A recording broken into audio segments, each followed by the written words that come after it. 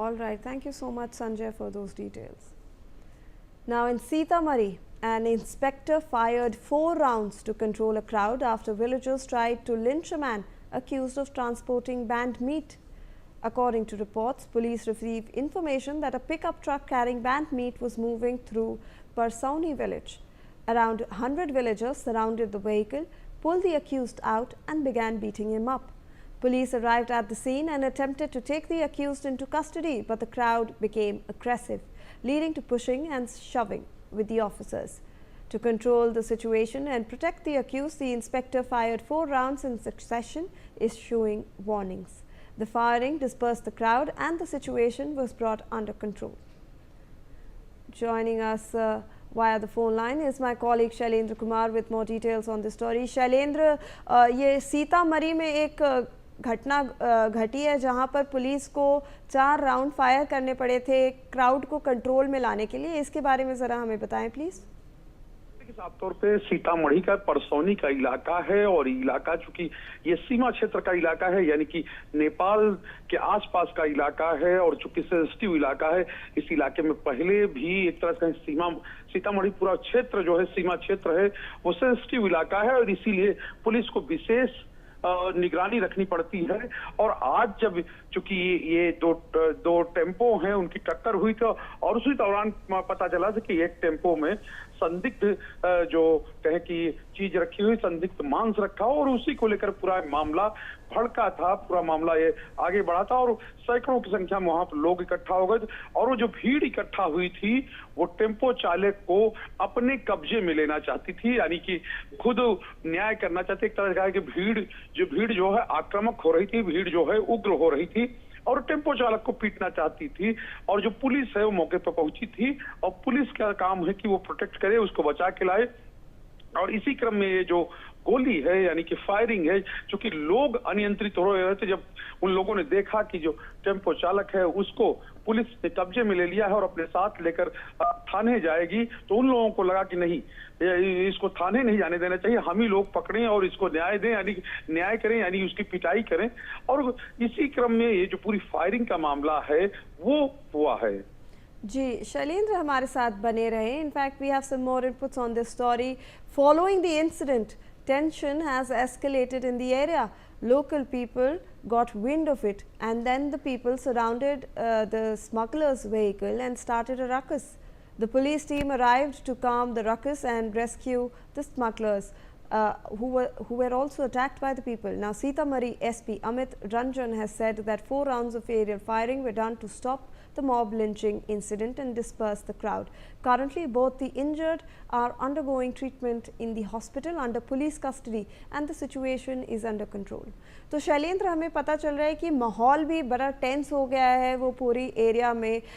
ऊपर से जो सीतामढ़ी के एसपी हैं अमित रंजन, उन्होंने कहा है कि जो भी इंजर्ड थे उन्हें हॉस्पिटल भी ले जाया गया है, बट अब सब चीज़ कंट्रोल में है, बट माहौल टेंस है। जी बिल्कुल, पुलिस ने चीजों को कंट्रोल में किया है, लेकिन जब चूंकि ये दो पक्ष का मामला हो गया है, एक कहें दो तरफा मामला हो गया और इस वजह से उस इलाके में टेंशन है। चूंकि साफ तौर पे है, जैसा हमने कहा कि क्योंकि सीमा का क्षेत्र है और चीजें इस पार से उस पार आती जाती हैं और जब आज ये जो टेम्पो में कहीं प्रतिबंधित या पुलिस अभी जांच कर पा रही है कि वो मांस किसका है, क्या है, उसको लेकर क्या कोई अफवाह फैली है। चूंकि यहाँ पर लोग इकट्ठा हो गए तौर पे है, ऐसा जब मामला था तो जाहिर सी बात है वो टेंशन बढ़ जाती है, यानी आपस में जो दो समुदाय हैं, दो गुटों, वो हमने या कहें कि उनके बीच में एक तनाव की स्थिति बन जाती है। और इसी को देखते हुए जैसा मैंने पहले कहा कि ये सीमा का क्षेत्र है, अपने याद और बढ़ा दिए हैं, कहें नाइट गार्ड्स को जो है वो वहां तक कर दिया गया है ताकि किसी तरह की कोई और घटना नहीं हो। चूंकि और पुलिस जो है यानी स्थानीय पुलिस जो परसौनी थाने की पुलिस है वो लगातार गश्त कर रही है। तो ये कह सकते हैं कि अब स्थिति इस घटना के बाद जो माहौल तनावपूर्ण बना था वो धीरे धीरे सामान्य हो रहा है, लेकिन पुलिस की ओर से लगातार नजर रखी जा रही है। जी शैलेंद्र हमारे साथ बने रहे। In fact we have some more breaking inputs on this story. Following the incident, Parsauni police station has made a press release on the updated status related to the incident.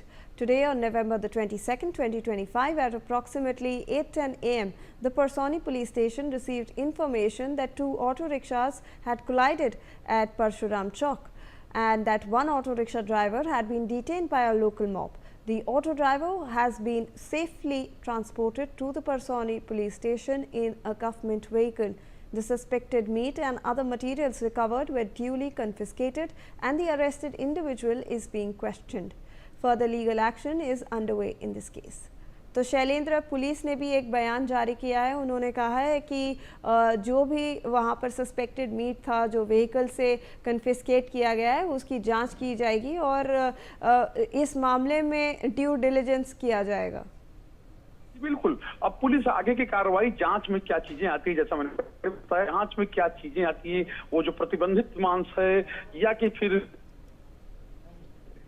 अफवाह, क्योंकि कई बार ऐसा होता है कि अफवाह के आधार पर भी लोग उग्र हो जाते हैं और वो कहें कि खुलासा करने की कोशिश करते हैं, जैसा कि इस मामले में हुआ है कि वो चाह रहे थे कि उसमें जो चालक है और जो उसमें लोग हैं उनको उनके हवाले कर दिया जाए और इसी क्रम में एक तो कहें कि पिटाई भी उन लोगों ने की है, जो स्थानीय लोग हैं, जो वहां पर भड़के हुए लोग थे, कहीं गुस्साए हुए लोग थे और पूरी भीड़ थी। चूंकि साफ तौर पे है कि जब ऐसा कोई मामला सामने आता है तो पुलिस की जिम्मेदारी कह कि प्रशासन की जिम्मेदारी और बढ़ जाती है।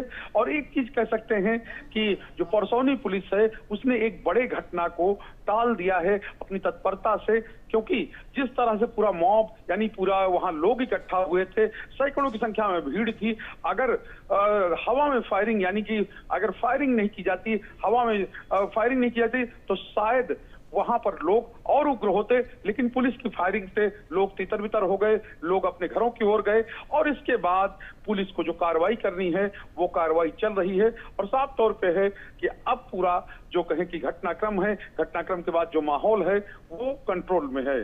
जी धन्यवाद Shailendra. We are shifting our focus now in a shocking incident from Greater Noida.